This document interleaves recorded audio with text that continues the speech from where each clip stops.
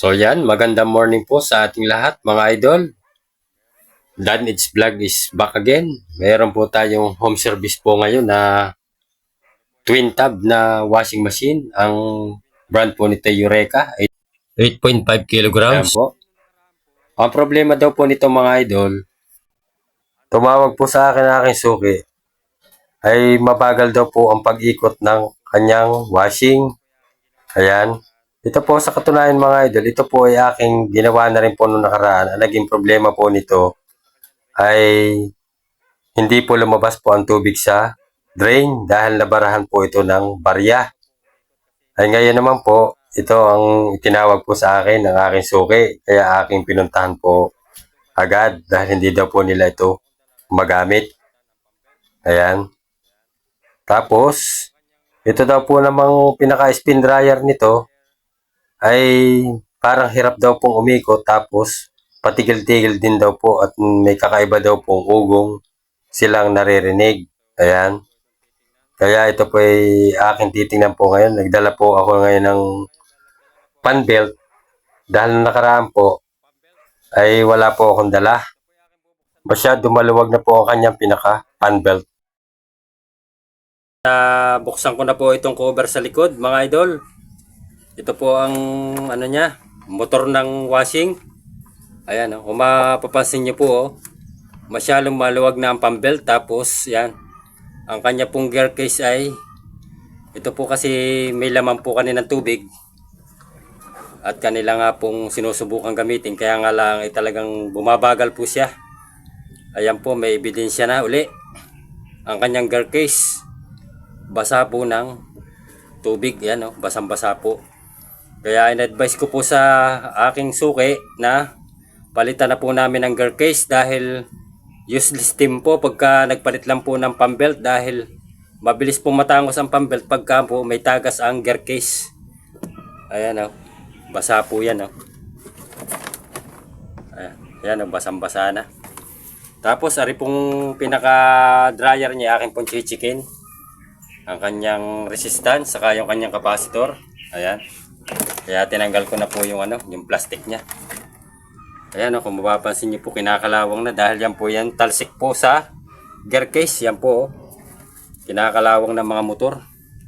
Kaya pagka mga ganito po ang sitwasyon ay i-advise na po sa natin sa may-ari na palitan ng gear case dahil yan po ang sumisira ng motor ng ating washing machine.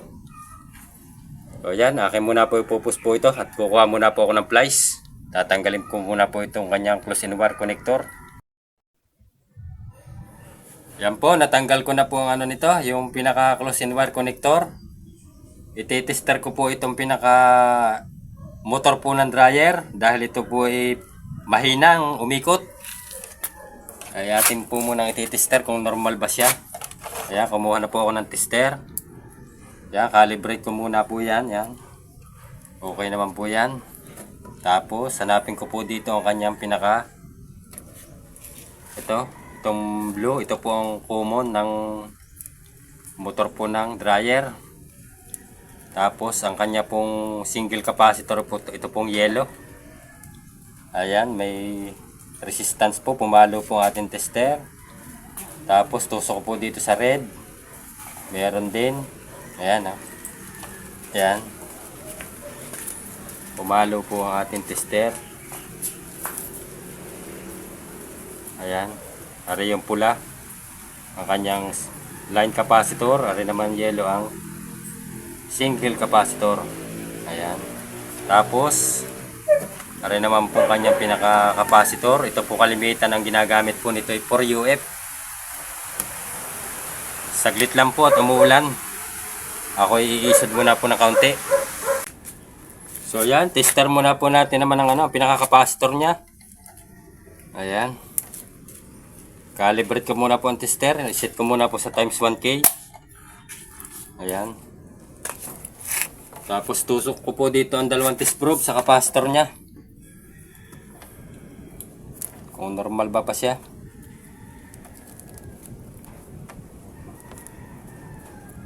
Akin mo na pong ibababa ang aking tester dahil na rin po ay na-adjust pagka nakatayo dahil ay mumurahin lang po yung tester na yan para masukatan ko po ng ayos. Kasi siya na po hindi ko na po maipakita. Normal pa rin ang capacitor niya 4UE pa rin pero mabagal siyang umikot.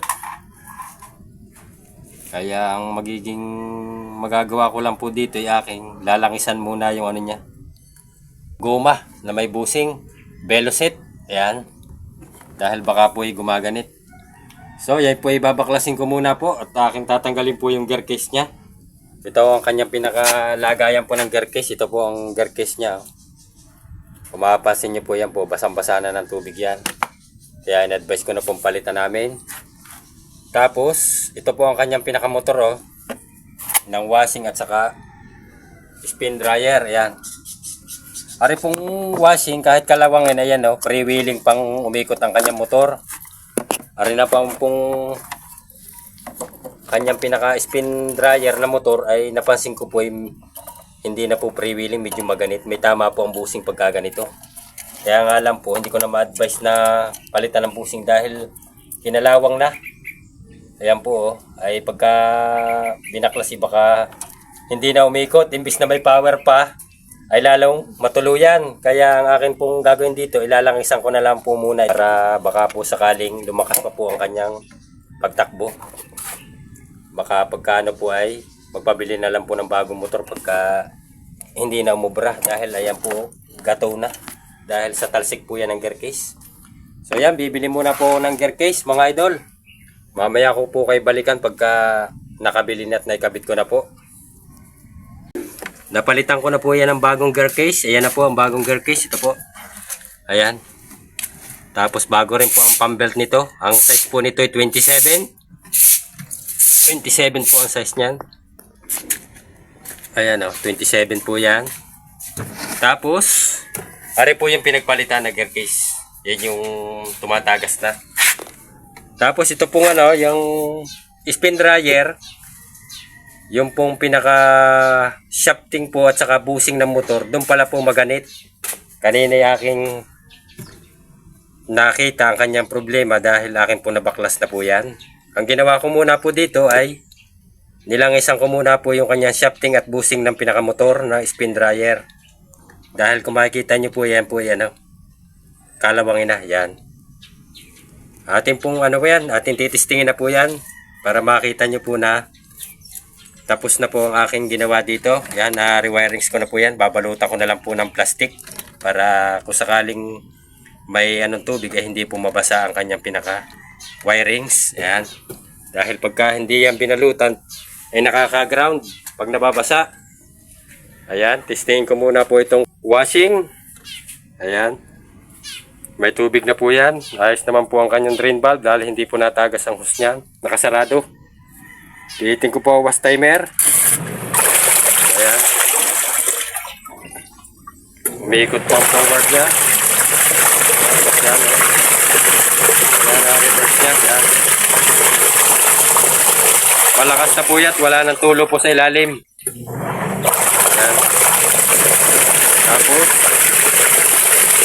tiitin ko po dito ang kanyang pinaka spin timer. May laman po yan. Yan. Kanina po ang kanyang dryer ay hindi po tumining ang pag-ikot dahil maganit po ang kanyang pinaka motor, ang shafting busing. Ipihitin ko po ang kanyang spin timer. Ayan, umubong po siya. Yan. Umalog pa ng konti. Pero tumining na rin. Medyo hindi pantay po ang pagkakakamada.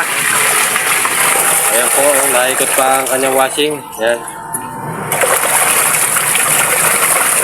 Ayan, dito po tayo sa baba para makita nyo na parehas po gumagana yan. Ayan po ang kanyang spin motor. Yan naman po sa kanyang washing. Ayan po, wala pong tulo po yan. Dahil bago na po ating kinapit dito. Ayan. So hanggang dito na lang po ang vlog ko po sa araw na ito, mga idol.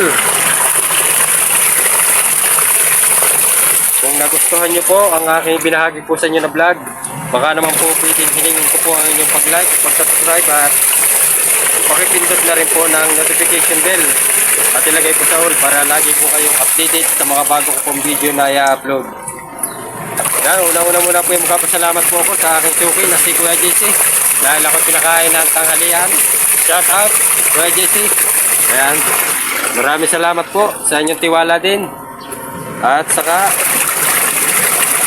magpapasalamat din po ako sa mga silent viewers, organic viewers. Maraming salamat po sa mga kaibigan ko po sa YT. Maraming salamat po mga brother, mga idol, mga lord. God bless po sa atin lahat at ingat po lagi tayo sa pang-araw-araw natin mga hanap buhay.